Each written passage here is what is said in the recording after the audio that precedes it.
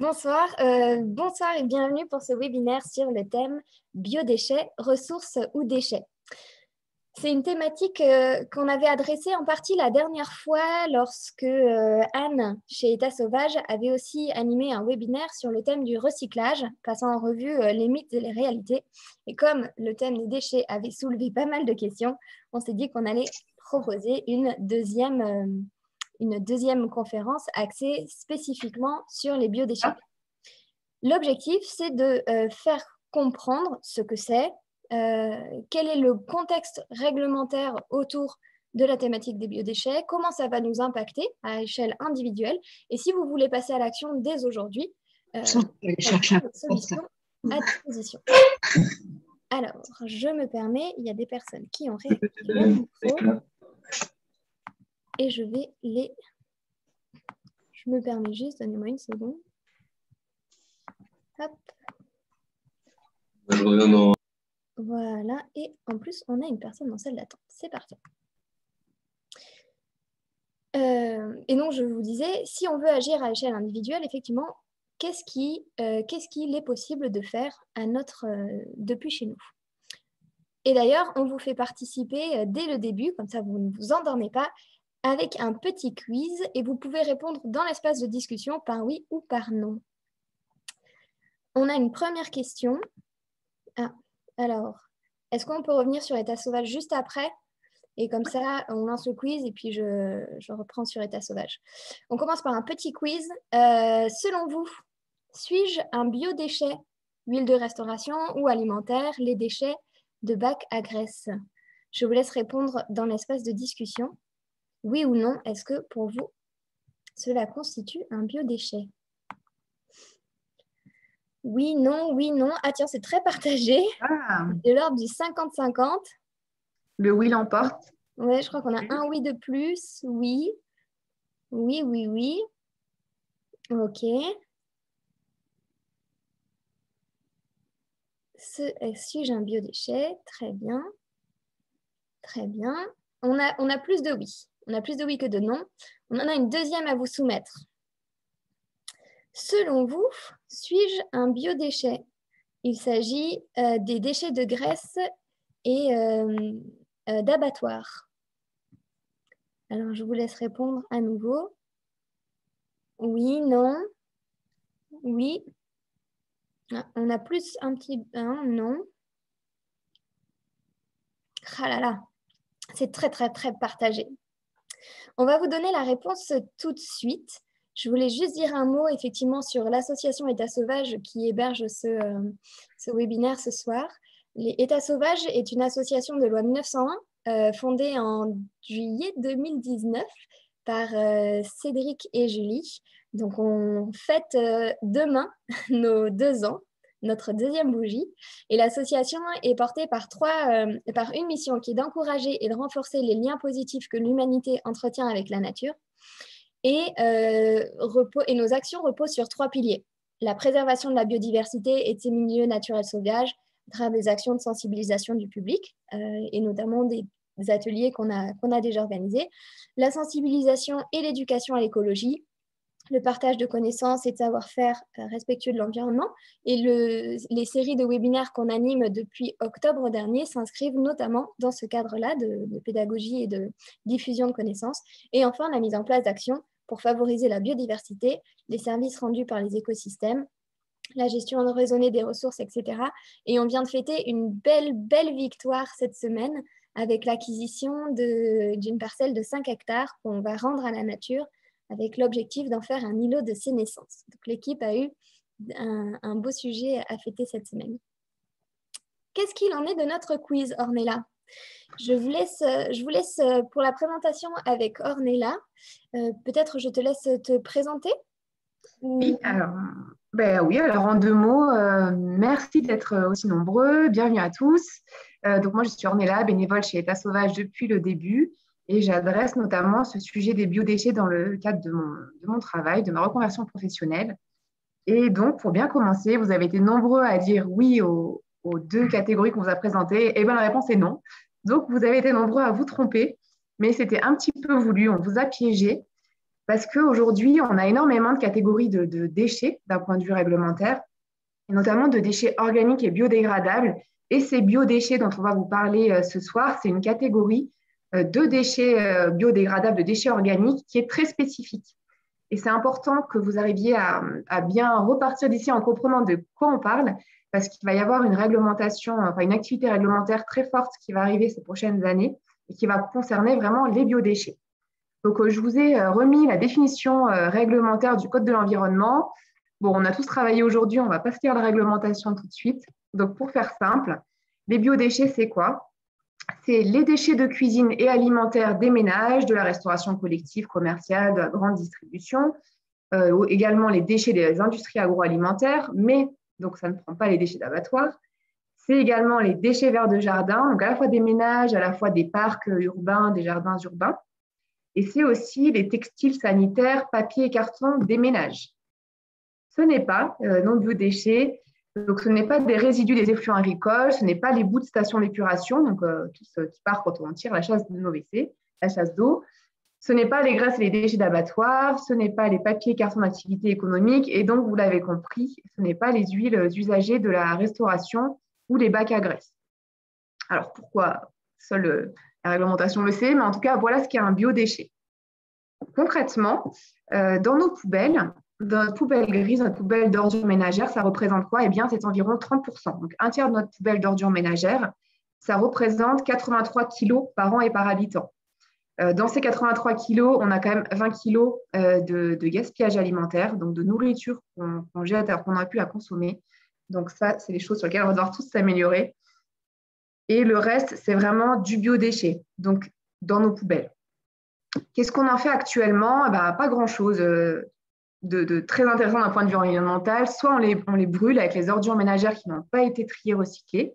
Donc, vous vous doutez, les déchets organiques, c'est 80% d'eau, donc faire brûler de l'eau, c'est un petit peu dommage d'un point de vue énergétique.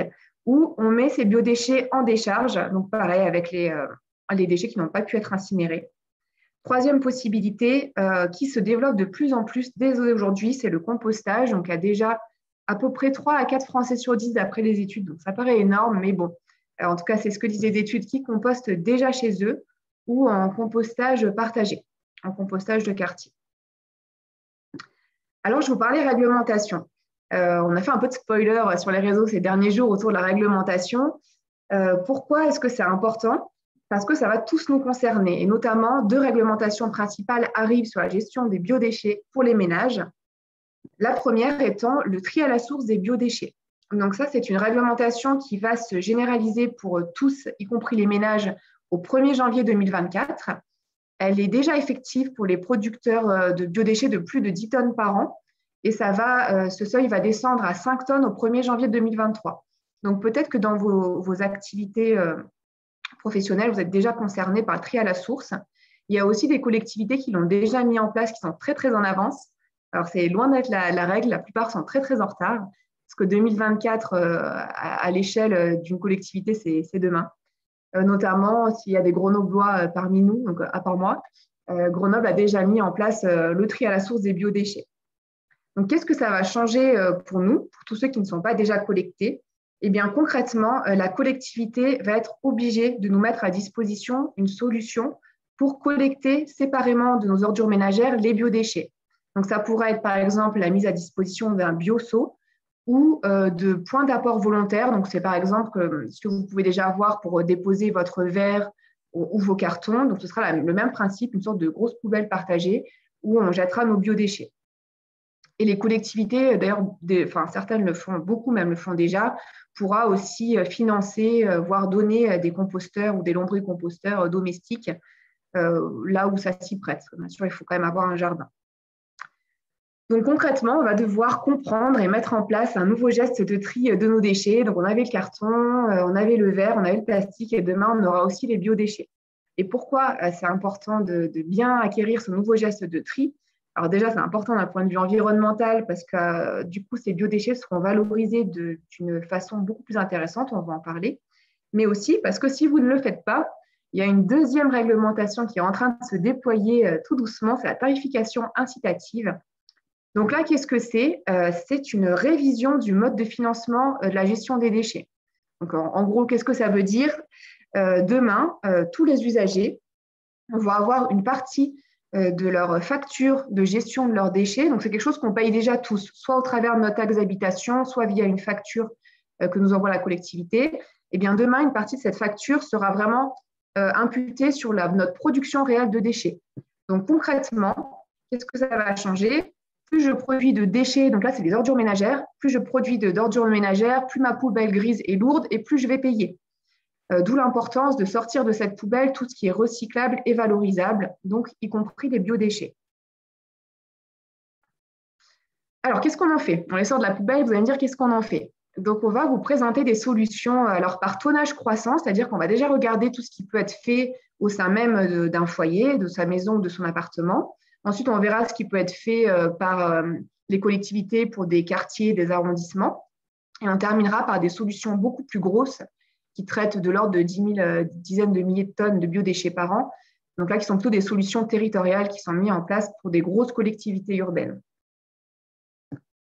Alors, commençons par les ménages. La première solution, je pense que vous la connaissez toutes et tous, c'est le compostage classique. Donc, voilà, très classiquement, on a notre bac, en général plutôt dans le jardin, ou alors on a un tas dans lequel on dépose tous nos déchets qui vont être en fait décomposés par les micro-organismes du sol, donc les bactéries ou les macro-organismes. Donc là-dedans, c'est tous les vers, les insectes, donc les cloportes, les fourmis, les limaces et les champignons.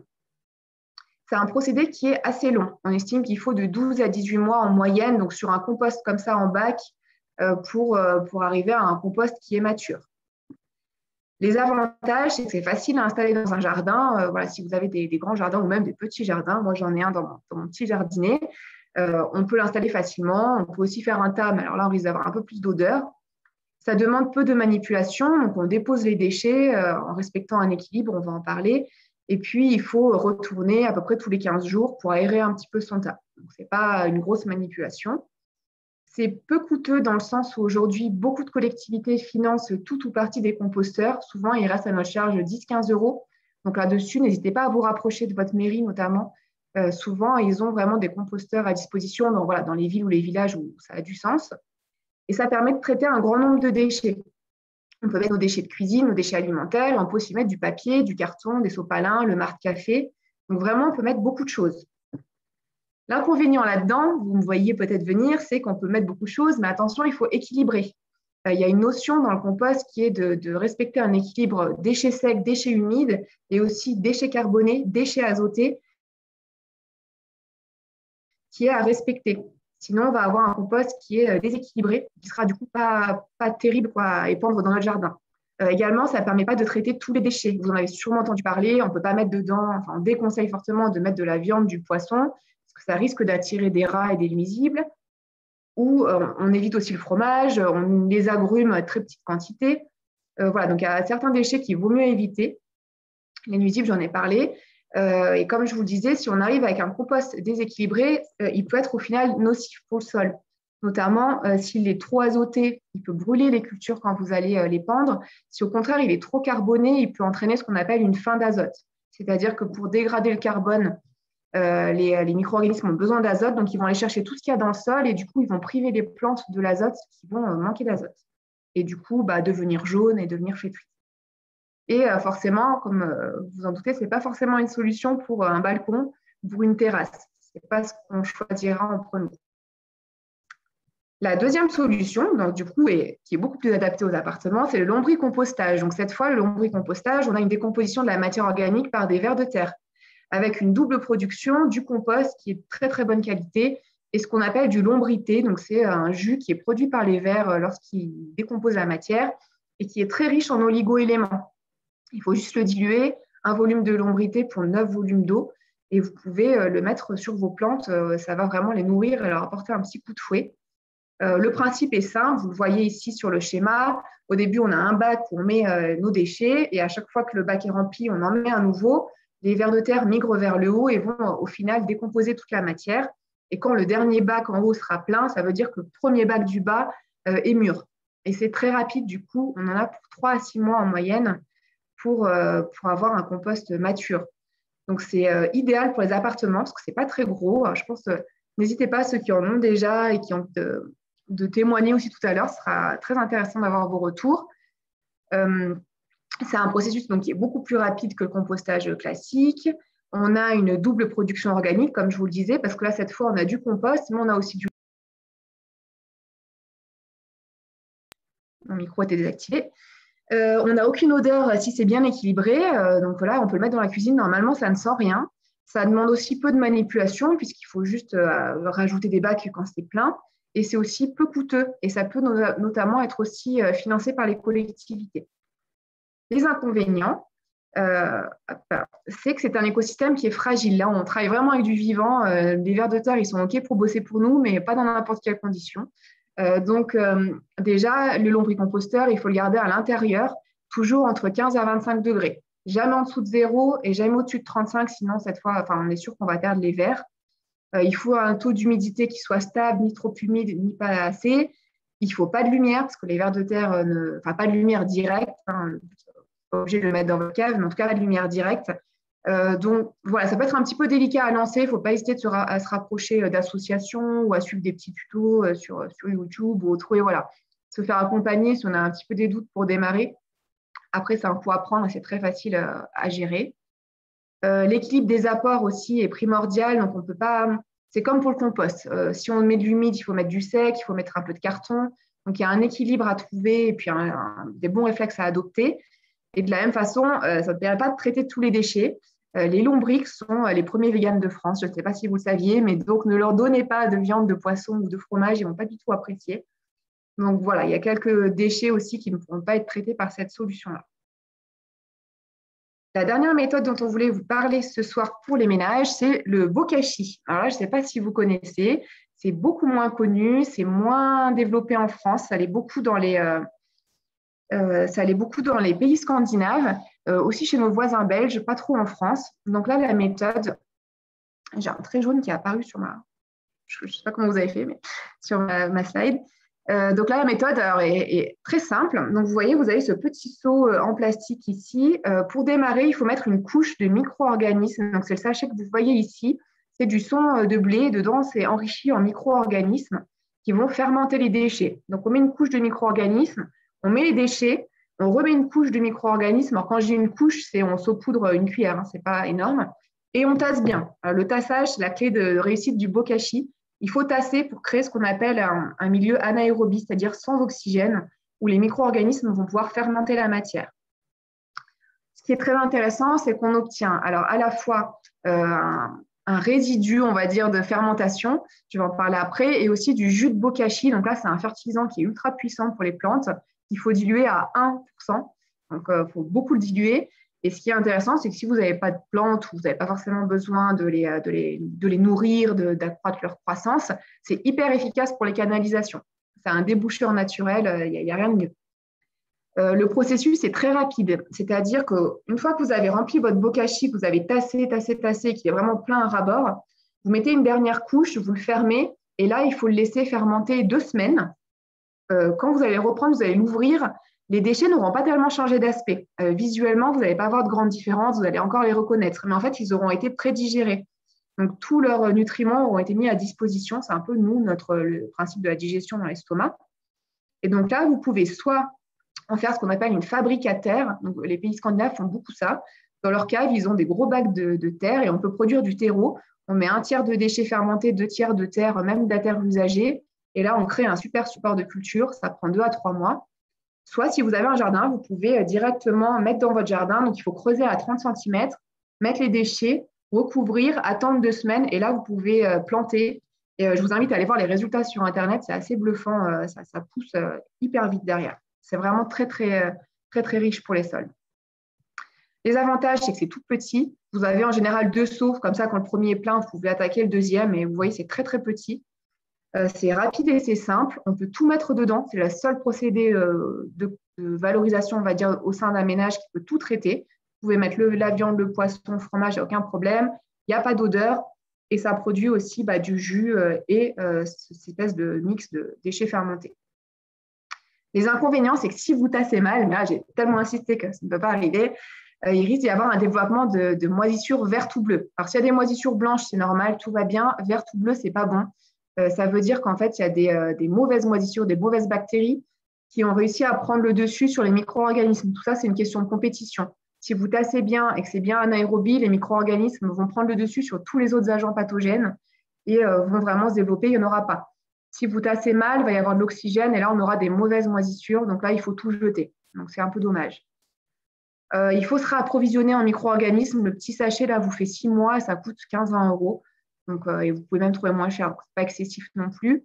Et le problème, c'est qu'il n'y a pas toujours d'exutoire. Je vous ai dit fabricataire, jardin. Si vous n'avez pas forcément ces solutions-là, ça peut être problématique. Donc là, vous pouvez vous rapprocher de maraîchers qui sont très preneurs de ces nouvelles solutions de fermentation, ou certaines associations aussi récupèrent ces bocachis, notamment l'association Récup à Bordeaux, Strasbourg et Lille de mémoire. Ils viennent vous les chercher en vélo électrique, donc en plus c'est 100% écologique, et ils les amènent chez des maraîchers. Voilà pour ces solutions dans les ménages. On a aussi des solutions possibles pour les quartiers, les arrondissements.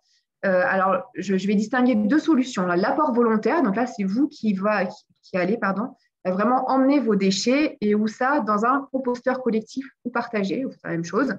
Donc là, ce qui est intéressant, c'est que c'est souvent des composteurs qui sont gérés par des collectifs de riverains ou des associations ou par la collectivité. Là, du coup, vous n'avez rien à gérer chez vous, vous n'avez pas à avoir de composteur, ni de lombricompost, ni de bokashi, vous juste vous amenez. Donc, c'est vraiment intéressant, ça permet aussi de créer du lien social, il y a souvent des petites soirées, des apéros, ça permet de rencontrer ses voisins, donc c'est plutôt sympa et c'est idéal pour les zones rurales, semi-rurales, où on n'a pas un énorme tonnage de déchets, de biodéchets à traiter. Les inconvénients, c'est que ça nécessite un respect strict des règles de compostage. Donc, en général, elles vous seront données par le site. C'est important, là, vous engagez toute la responsabilité, toute la qualité du compost. Si vous mettez n'importe quoi dedans, vous allez condamner 1 ou 2 tonnes de compost pour tout le monde. Donc, c'est un petit peu dommage.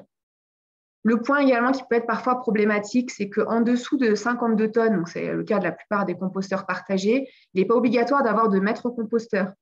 Le problème de ça, c'est que des fois, du coup, on se retrouve avec des gens qui gèrent un peu appris à gérer ça tout seul, mais qui n'ont pas vraiment été formés à gérer des aussi gros volumes de biodéchets. Et on se retrouve avec des composts à la fin qui sont mal équilibrés, voire pollués.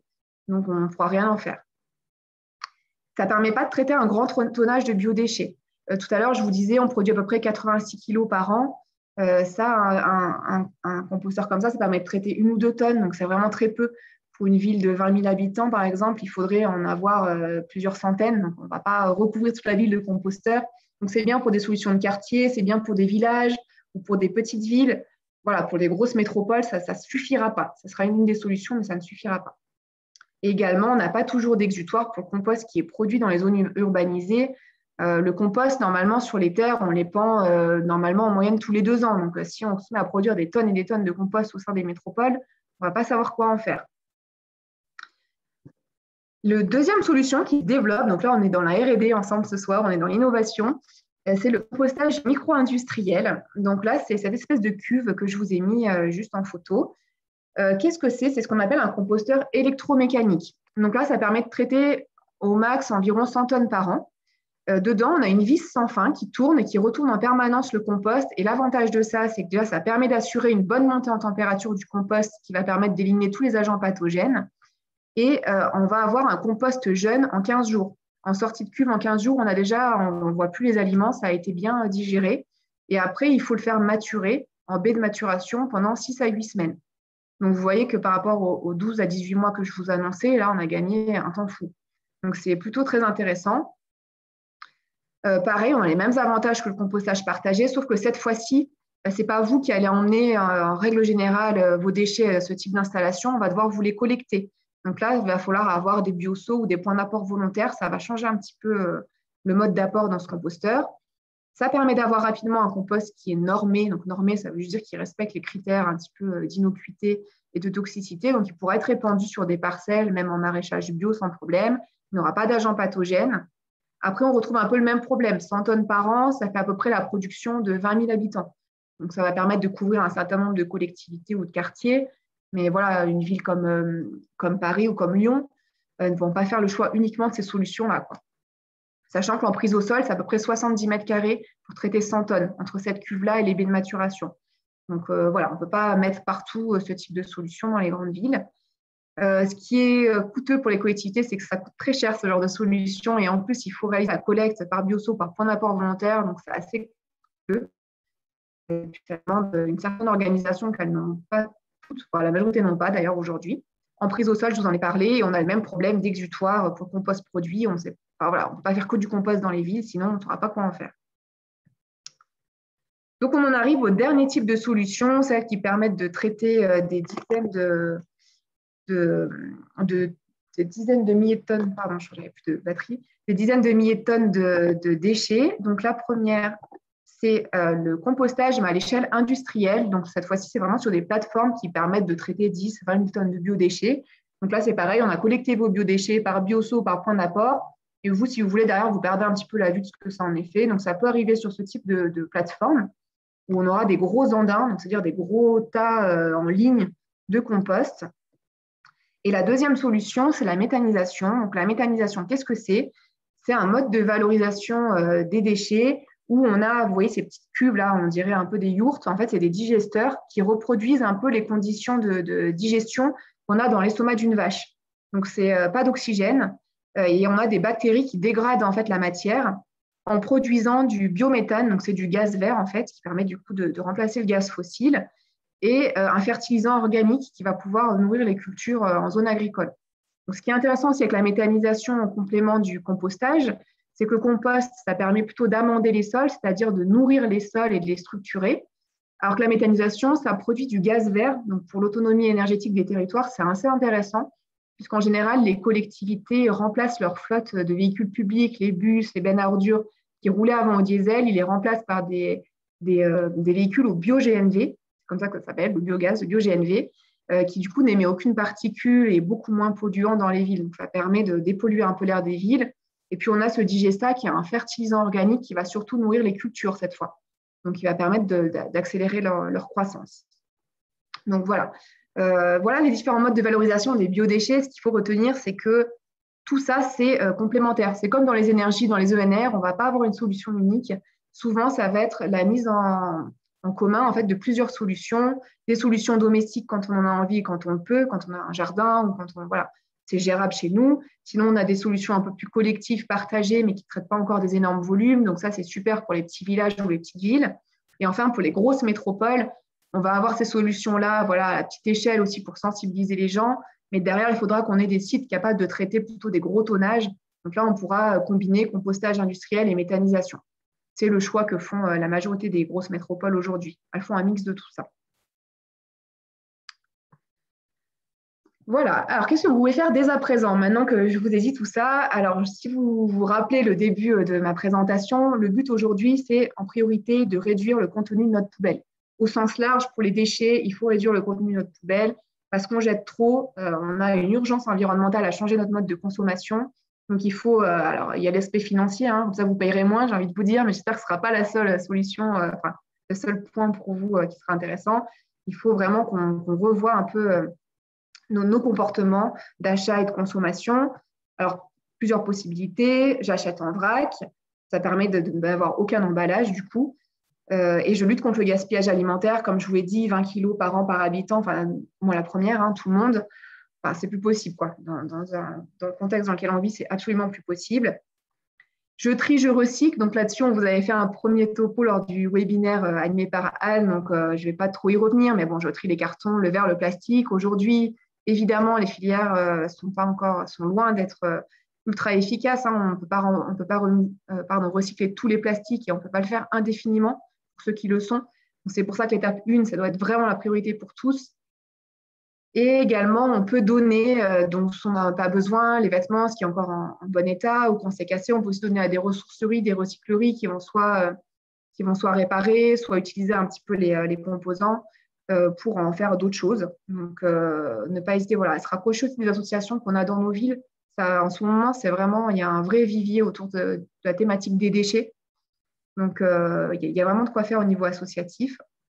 Et pour mes biodéchets, donc voilà, en conclusion de tout ce que je vous ai dit, si une des solutions que je vous ai présentées, donc les solutions plutôt individuelles, vous a séduit, n'hésitez pas à la mettre en place chez vous. Vous pouvez également rejoindre un collectif. Ça, c'est pareil. N'hésitez pas à vous rapprocher de vos mairies ou de collectifs de citoyens dans vos villes. Des fois, il y a des listes d'attente pour des composteurs partagés, mais en tout cas, ça vaut le coup de se renseigner. Et puis, si vous préférez attendre du coup que la ville mette en place, la collectivité mette en place le tri à la source, il n'y a aucun problème. Vous avez c'est tout à fait possible. Hein. Gérer les biodéchets chez soi, ça peut demander aussi pas mal de logistique. Donc, vous pouvez tout à fait attendre la collecte séparée. En attendant, on vous conseille de vous entraîner et puis de relire l'étape 1 et puis de boucler voilà, sur ces 3 étapes-là. Voilà pour moi. Écoutez, on va pouvoir passer aux questions-réponses. Du coup, je ne sais pas s'il y en a eu durant la séance. Un petit discussion pour finir. Il y a eu effectivement quelques questions. Peut-être que ça, on peut le garder pour la fin, si tu reviens sur la page des questions. C'est Florian qui, chez nous, s'est occupé de rassembler toutes les questions que vous avez notées. Et on va les soumettre à Ornella pour obtenir une réponse. Merci. Florian, ouais, je te laisse la parole. Alors, on a eu une première question au sujet de la réglementation. Donc, le premier point que tu as évoqué. Donc, une question de Julie qui demande les collectivités qui ne proposeront aucune réponse, aucun traitement, auront-elles des contraintes? Donc, oui, elles auront plus que des contraintes. Elles auront. Alors, la réglementation prévoit 75 000 € d'amende pour tout producteur de déchets, public ou privé, qui ne respecterait pas le tri à la source et 2 ans d'emprisonnement. Maintenant, il va sans dire que l'organe de contrôle qui va venir contrôler tout ça et sanctionner n'existe pas encore. Mais il va arriver. En tout cas, elles auront des sanctions extrêmement lourdes. Et un point que je ne voulais pas trop vous noyer de réglementation, sachez aussi que si elles continuent à incinérer énormément d'ordures, en fait, il va y avoir une taxe de plus en plus élevée jusqu'en 2025 au tonnage d'ordures incinérées ou enfouies. Donc, plus elles vont envoyer d'ordures ménagères dans ces filières-là d'enfouissement et d'incinération, plus elles vont payer de taxes, donc ce qu'on appelle la TGAP, la taxe générale sur les activités polluantes. Donc, en gros, elles vont avoir des amendes, elles vont aller en prison et elles vont payer de plus en plus cher. On espère qu'elles vont quand même respecter tout ça. Merci pour la réponse. Ensuite, on a eu pas mal de questions sur le sujet de la valorisation des biodéchets ménagers, notamment avec une question encore de Julie. Comment savoir si le compost est bien équilibré? Alors, on a plusieurs indicateurs pour le compost, notamment s'ils sont très mauvais, si il a d'aspect, il est très sec, au contraire, il est très boueux. Par exemple, un indicateur aussi qui se passe chez moi, j'ai mis trop de matière carbonée et donc j'ai une fourmilière dans mon compost. Alors, en soi, ce n'est pas gênant, mais c'est un indicateur d'un compost qui est trop sec et trop carboné. Donc là-dessus, il y a plein de petites choses à vérifier comme ça. Également, si au bout de 18 mois, il n'y a rien qui a été digéré, et ça, c'était le cas de mon premier compost, que j'avais encore plus raté que le second, c'est qu'il y a eu un petit souci aussi dedans. Donc, je pense que Florian vous a mis un lien vers l'association Réseau Compost Citoyen et vers une fiche technique qui donne plein de petites infos sur comment vérifier que son compost est bien équilibré. Ce sera peut-être mieux que mes conseils, vu mon taux de réussite sur le sujet. Merci pour la réponse. Alors ensuite, on a une question et un peu un conseil de Chloé. Donc Chloé, si vous voulez prendre la parole, n'hésitez pas. C'était une question au sujet des aliments cuits. Est-ce qu'ils sont compostables ou non? Et d'ailleurs, petite parenthèse, s'il y a des personnes qui souhaitent aussi poser des questions directement à l'oral sans passer par le chat, n'hésitez pas à lever la main avec l'outil dédié sur Zoom. Je ne sais plus exactement où on clique pour lever la main. C'est dans participants, lever la main. Les déchets cuits. Merci Chloé pour cette question. Les déchets cuits, je dirais réponse de Normande, oui et non, ça dépend lesquels. Si c'est cuit périmé, on conseille d'éviter. Si c'est cuit avec de la viande, du poisson, du fromage, c'est non. Donc vraiment, tout dépend. Si c'est des légumes cuits, oui. Maintenant, si vous les avez fait cuire avec de l'ail, de l'oignon, non, parce que l'ail et l'oignon, c'est pas idéal. Donc, c'est vraiment à faire au cas par cas. Après, je ne suis pas moi-même maître composteur, mais je dirais que déchets cuits, majoritairement, c'est quand même plutôt non dans les solutions domestiques. Alors, attention, dans les solutions à plus grande échelle, c'est possible. Et puis, si vous allez dans des composteurs collectifs ou de quartier gérés par des maîtres composteurs, là, c'est vraiment leur métier. Donc, ils sauront vous dire exactement dans le détail quoi prendre. Je crois que j'ai Brahuchi qui lève la main. Oui, en effet. Ouais, là, vous parliez des yaourts, des fromages, des produits cuits. En fait, dans le bokashi, on peut les mettre. Oui, dans le Et- bokashi, pardon, j'étais dans le composteur. Alors, j'ai peut-être mal compris la question. Dans un composteur classique. Dans le ouais. bokashi, ouais.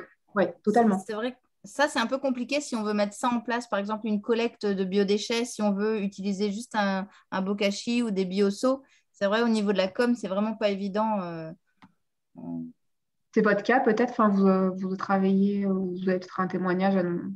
Ouais, bah, c'est ce que j'ai prévu de faire. C'est ma nouvelle mission. C'est d'aller collecter les biodéchets en fait en vélo électrique et D'accord. après de pouvoir y faire du compost. Et c'est vrai que le bokashi me fait vraiment de l'œil Ouais. parce que je me rends compte que moi, ça fait un mois que j'en ai un et en fait, j'ai aucune mouche, aucune bête et ça se décompose tranquillement. Et je pense que si j'avais eu un bioseau, j'aurais eu beaucoup plus au niveau du volume, quoi.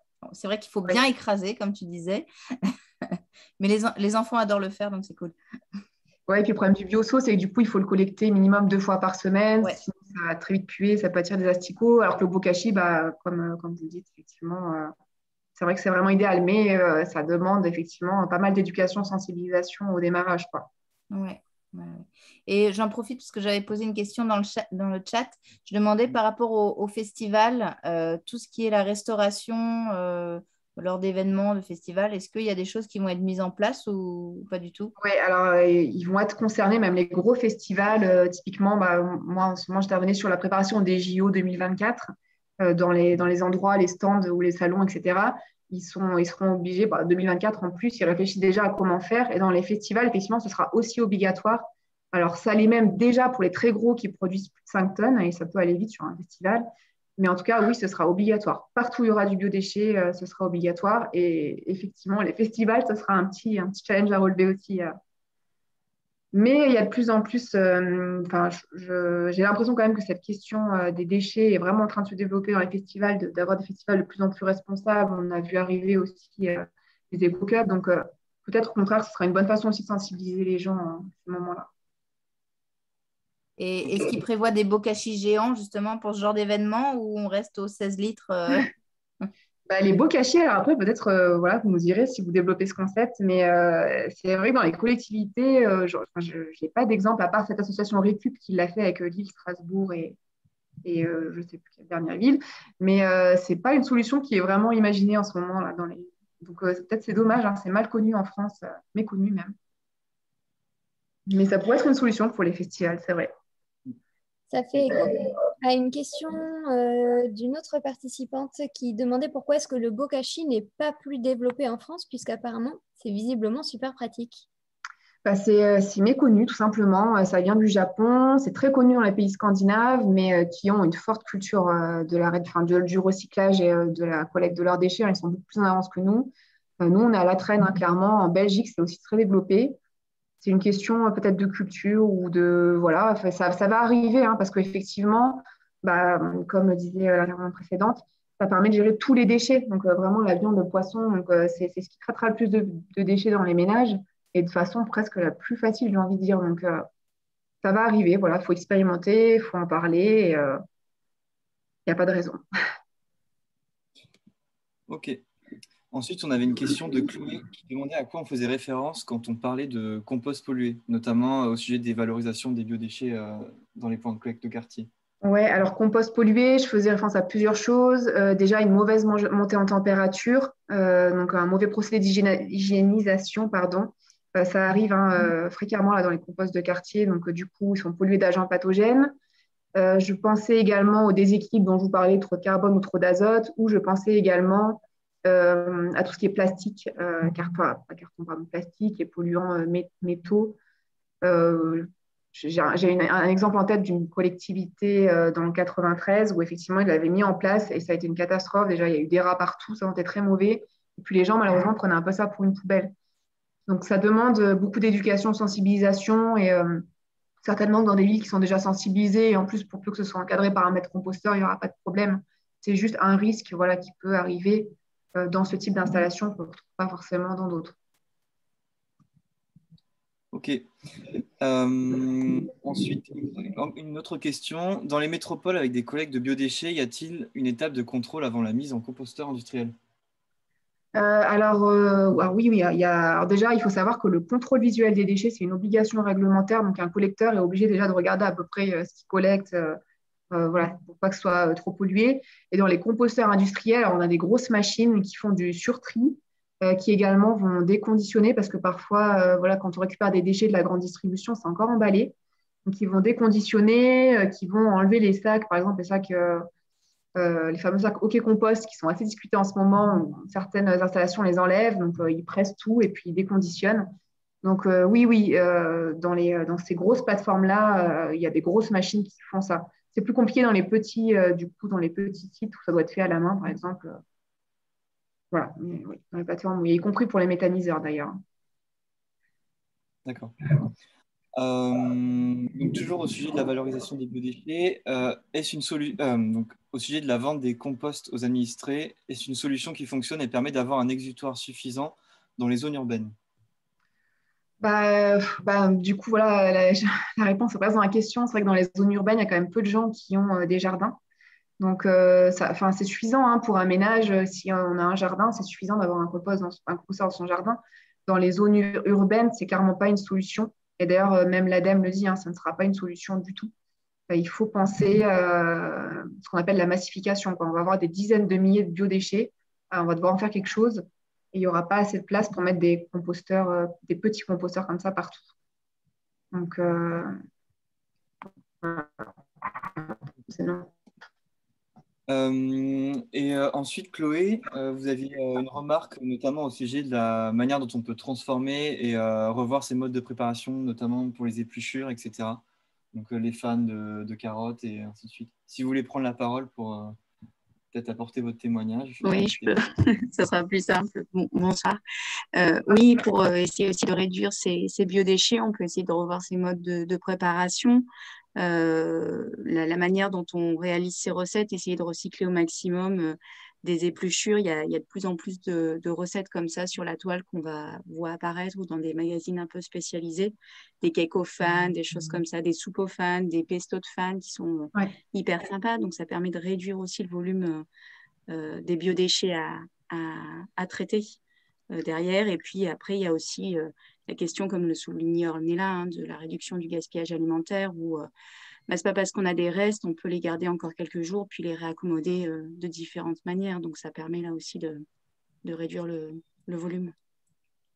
Ouais, totalement. Et d'ailleurs, j'ai oublié de le dire, même pour le gaspillage alimentaire, bon, vous connaissez tous To Go pour les restaurations et les petites mangeries, mais sachez aussi que pour les particuliers, il y a de plus en plus d'associations qui mettent en place ou de villes qui mettent en place des frigos partagés. Je crois que Bordeaux l'a fait, où voilà, c'est un frigo où on peut emmener les denrées qu'on sait qu'on ne va pas consommer, mais qui sont encore consommables. Ça permet du coup de c'est du troc, quoi, hein, on met à disposition des autres. Et il y a d'autres aussi associations qui les collectent et qui en font des bocaux ou des conserveries. Pareil, ne pas hésiter à se renseigner dans nos villes sur les solutions qui existent. Ça se développe énormément. La loi anti-gaspillage met vraiment un objectif de 50% de réduction du gaspillage alimentaire. Donc, c'est même la première priorité des collectivités avant de valoriser leurs biodéchets. Donc, il va y avoir aussi des solutions qui vont arriver sur ce sujet. Merci. Et on a une dernière question de Sophie. Donc, Sophie, je te laisse peut-être introduire ta question. Oui, c'est en écoutant les débats, etc., puis en repensant moi-même à certains débats que je peux avoir à certains moments sur pourquoi mettre en place ou pas un type de compostage chez soi, je me demandais s'il y avait des sources sur les freins majeurs rencontrés par les personnes pour mettre ou pas en place un compostage chez eux. Est-ce que c'est essentiellement du manque d'information sur le fait, sur l'existence ou la possibilité de mettre en place ce genre de compostage, ou est-ce que c'est plutôt des craintes pratico-pratiques sur les moucherons dans le compost, etc. Non, je pense pas. Voilà, les gens qui participent ce soir ou qui nous suivent, tout ça, on est déjà des gens un petit peu éveillés à la protection de l'environnement et là-dessus, les craintes, elles peuvent peut-être être au démarrage, mais souvent, c'est pas un biais. Les gens qui ne vont pas du tout, c'est effectivement manque de connaissances et puis voilà, on l'avait vu au premier webinaire, même le tri du verre, du carton. et du plastique est loin d'être atteint à 100%. Malheureusement, sur les biodéchets, c'est un sujet qui vraiment... il n'y a eu aucune communication et d'un coup, on a une énorme réglementation qui arrive et tout se bouscule. Donc, on passe un peu du tout au rien. Donc, les personnes qui étaient déjà sensibilisées à ces questions-là ont vu évoluer les choses et ont pu comme ça y aller et puis s'adresser à des associations ou poser des questions. Il y a une grande majorité de gens qui n'ont aucune idée du sujet. Et là-dessus, il va y avoir un travail énorme d'éducation et de sensibilisation qui va devoir être fait là-dessus. C'était ça le principal frein aujourd'hui. Hein. Sur les 86 kilos dont je vous parlais de biodéchets dans les poubelles, l'ADEME estimait qu'on pouvait en récupérer maximum 46 kilos. Donc, on n'arrivera pas à mobiliser plus en moyenne. Et sur ces 46 kilos, les premiers retours d'expérience, alors après, ça dépend où, hein, mais souvent, on est même en dessous de 30 kilos. Donc, la marche est extrêmement haute. Il va y avoir beaucoup de travail à faire sur ce sujet. Et Chloé a levé la main. Du coup, Chloé, je vous laisse poser votre question. Peut-être qu'elle ne l'avait pas baissé, sinon. Non, je n'arrivais pas à réactiver mon micro, désolée. Je me posais la question aussi, donc j'habite Lyon, et donc ils sont en train de mettre en place des expérimentations sur des points d'apport volontaires dans un des arrondissements, et notamment donc ils vont fournir des bioseaux à la population et des sacs en fait pour que les gens, plutôt que de se trimballer avec son bioseau jusqu'au point d'apport volontaire, par exemple en partant travailler le matin, puissent emmener donc les biodéchets dans des sacs. Je me posais la question justement de ces fameux sacs. On crée en fait volontairement du déchet.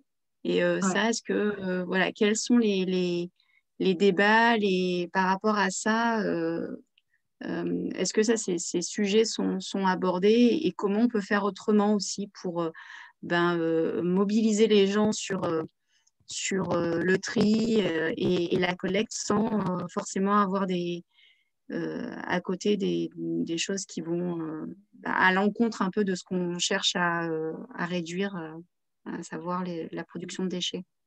En fait, il y a un gros débat sur ces sacs hockey compost parce que, alors déjà, dans les composteurs domestiques, ça ne se composte pas. Enfin, voilà, je vous le dis, je vous lance la bombe comme ça. Moi, j'en ai depuis 2 ans et ils ne sont toujours pas décomposés. Même les sacs de supermarché qui sont censés être compostables, ils sont compostables que dans des plateformes où là, on a des gros volumes et ça s'est bougé, ça a aéré. Sinon, ça ne se composte pas. Et ces sacs hockey compost, on s'est rendu compte qu'ils laissaient des particules de microplastique. Alors, même si c'est du bioplastique, ça reste du plastique, qui finissait dans les sols. Donc là, il y a vraiment un gros... les associations environnementales, elles sont un peu vent debout contre ces sacs-là parce que ça a été mis en place effectivement pour faciliter, sauf qu'on a été trop vite, on ne s'est pas posé la question de la dégradation à terme. Donc là, je sais qu'il y a une thèse de l'INRAE en cours sur ce sujet avec plusieurs startups pour essayer de créer vraiment des sachets qui seront totalement biodégradables avec des matériaux vraiment organiques.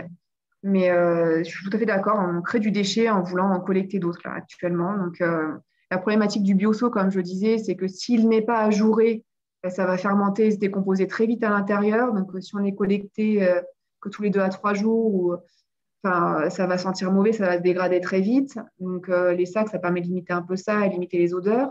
Et puis, ça évite de devoir à chaque fois relaver le bac qui consomme de l'eau. Donc, malheureusement, je n'ai pas de solution pour le moment. Je sais qu'il y a beaucoup de startups qui planchent sur ce sujet, les collectivités aussi. C'est un des écueils qu'il va falloir lever. C'est comment collecter et comment sensibiliser les gens avec le moins de nuisances possible quand même, parce que c'est clair que c'est des déchets qui puent, qui se dégradent, qui sont plus traitibles. Donc, c'est pas pareil que du carton, du verre, quoi. Je ne sais pas si j'ai répondu tout à fait à la question, mais c'est un vrai sujet, effectivement.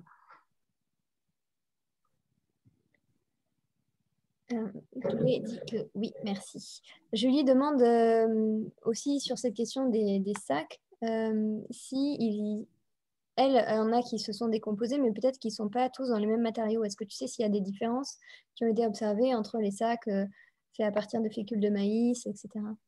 Là-dessus, alors peut-être qu'il y a des sacs effectivement fécule de maïs, ces choses-là, mais je pense que c'est peut-être pas. Peut-être Julie, tu peux aussi nous témoigner de la provenance de ces sacs. Ce que je sais, c'est que les sacs notés au compost ne sont pas totalement biodégradables et remettent du plastique dans les sols. Après, il y a peut-être des solutions alternatives, mais qui aujourd'hui sont un peu coûteuses. Il y a aussi le craft, mais le problème du craft et du carton, c'est que ça se dégrade, ça peut se déchirer quand on emmène ces biodéchets. Donc, sac de boulangerie. Peut-être qu'il y a des choses, voilà, des nouveaux sacs dont tu parles, ils sont peut-être encore trop coûteux pour être massifiés. Mais moi, je faisais peut-être même référence à ces sachets un peu, comme on dirait, du plastique un peu transparent, en fait. Je veux dire en même temps, Julie précise soit la boulangerie, soit les emballages de produits ménagers de base, type soude, bicarbonate, etc. Alors, il faut faire attention que c'est parfois ce genre de sachets, ils ont une fine pellicule de plastique à l'intérieur. Donc, en se dégradant, en fait, on ne l'aura pas forcément. Mais en se dégradant, du coup, ça met quand même du plastique dans le sol, même si nous, on ne le voit pas, il est bien présent. Donc, faut être assez prudent quand même sur ces sacs-là. On a dit un peu trop vite biodégradable et compostable. Oui, on se rend compte quand on creuse le sujet que tout n'est pas la biodégradabilité. Pour le préciser, ça dépend aussi de l'environnement dans lequel on met son déchet. Donc, lire biodégradable et se dire c'est bon, par exemple, vous mettez votre sachet biodégradable dans un compost, si ce n'est pas le type d'environnement qui correspond à sa biodégradabilité, ça ne va pas marcher. Si on met dans son compost individuel un objet qui est prévu pour du compost industriel, il ne se décomposera pas chez vous. Oui, c'est ça. Merci beaucoup pour toutes vos questions et pour tout ce qui a été animé. On vous avait prévu un petit quiz de fin pour savoir si vous avez bien retenu tous les différents éléments clés. On a 3 petites questions. Est-ce que vous avez retenu la date de la mise en place du tri à la source pour tous les ménages? Si vous voulez vous y essayer, vous pouvez répondre dans le chat. On a du 1er janvier 2021 à 2024. Je crois que tout le monde a compris qu'en tout cas, c'était 2024. Est-ce que vous vous souvenez du nom de la méthode de compostage japonaise? On en a finalement pas mal parlé pendant les questions-réponses. Oui, ça s'active dans le chat. C'est bel et bien le bokashi. En plus, il n'y a pas une seule faute d'orthographe. Tout le monde a très bien retenu. Il y a une petite de Chloé quand même. Je dénonce. Et enfin, est-ce que vous pouvez citer 3 déchets qui ne peuvent être ni compostés ni lombricompostés? Oignon agrumes, c'est ça, viande, fromage, oignon. Bravo Axel, bravo Barouchi. Viande, oignon. Viande, oignon, ça fait 2, mais bon, on peut dire poulet et bœuf et oignon. Bravo, ouais, vous avez tout bien noté. Et les huiles, exactement. Le fromage également. Alors, les huiles, on peut les composter, lombricomposter. C'est juste que ce n'est pas des biodéchets. Par contre, n'hésitez pas. Alors, par contre, il faut bien retourner pour éviter que ça attire les mouches. Mais quand il vous reste, par exemple, des pots, je ne sais pas, de légumes à l'huile ou quoi, et ben, vous pouvez verser dans votre composteur. Au contraire, lombricomposteur, il faudrait vérifier. Mais en tout cas, composteur domestique, aucun souci. Ah, on a une dernière question de Mylène qui demande si on met un déchet biodégradable dans une poubelle classique, est-ce que c'est OK? Alors, je ne suis pas sûre comment la question. Je ne sais pas à quoi vous faites référence, par exemple. Alors, Mylène, vous pouvez peut-être... est-ce que vous voulez réactiver votre micro et la poser? Puis je pense qu'on terminera sur votre question. Parce que dans le biodégradable, par exemple, on a le carton, ça va me le sortir, on a les biodéchets. Oui? Oui, je voulais savoir, en fait, c'est surtout par rapport à des sacs que j'ai tendance justement à utiliser assez souvent. Et je voulais savoir, et j'ai tendance justement à les mettre dans une poubelle classique. Et je voulais savoir un petit peu si si au final le produit pouvait être biodégradable et que dans le sens où en fait il va par exemple se dégrader avant de façon plus rapide. Comme c'est biodégradable, de toute façon, ça va se dégrader, que ce soit dans une poubelle classique ou que ce soit dans une poubelle compost, non? Alors, je ne suis pas tout à fait sûre. La seule différence... Oui, alors souvent, je crois qu'un sac biodégradable, je en même temps, on a toute la partie sac compostable dont je vous parlais. Après, on a aussi tout ce qui est les sacs, par exemple, il peut y avoir des sacs en fécule de pommes Oui, de terre, choses comme ça. ouais, Ça peut être ça peut effectivement être composté. À vérifier, parce que comme je vous le disais, on a un peu à tort dit que ce genre de sac pouvait être compostable, et en fait, on se rend compte que ça laisse des particules de plastique, ou en tout cas, ça laisse des particules tout court. Donc, si vous mettez, enfin, dans le doute, bon, à revoir. Là. Je ne pourrais pas vous dire de les jeter si on peut faire quelque chose de mieux, mais si vous êtes dans un composteur domestique, je dirais prudence. Après, si vous êtes dans un composteur partagé, peut-être que le maître composteur faudra bien les prendre. C'est vraiment un sujet un peu touchy en ce moment, ces sacs-là. Sachant que, si je peux me permettre, si j'ai bien compris votre question, mettre un déchet biodégradable dans une poubelle classique, qui du coup est souvent incinérée ou enfouie, c'est le mode, c'est 30% de nos ordures qui finissent enfouies ou incinérées, elle n'aura pas les conditions nécessaires à sa biodégradabilité. Donc il vaut mieux, quand on fait son tri, assurer pour les déchets qui sont biodégradables ou qui peuvent être recyclables ou revalorisés autrement, favoriser la bonne filière de tri par rapport à ce type de déchets. En rappelant évidemment que le meilleur déchet, c'est celui qu'on ne produit pas. Mettre à la fin, c'est vrai. Merci à toutes et tous d'avoir suivi ce webinaire. Merci Ornella pour ta super présentation, pour les réponses aux questions. Merci pour la pertinence de vos questions et tout ce qu'on a adressé ensemble.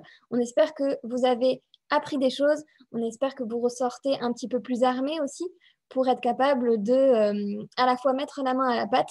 Alors, ça ne veut pas forcément dire plonger les mains dans le compost, mais bon, chacun fait ce qu'il veut. Mais en tout cas, être capable de mettre en place des gestes du quotidien pour mieux préserver notre environnement et les ressources naturelles. Très bonne soirée à toutes et à tous. Merci pour votre présence. Merci. Merci, au revoir. Au revoir.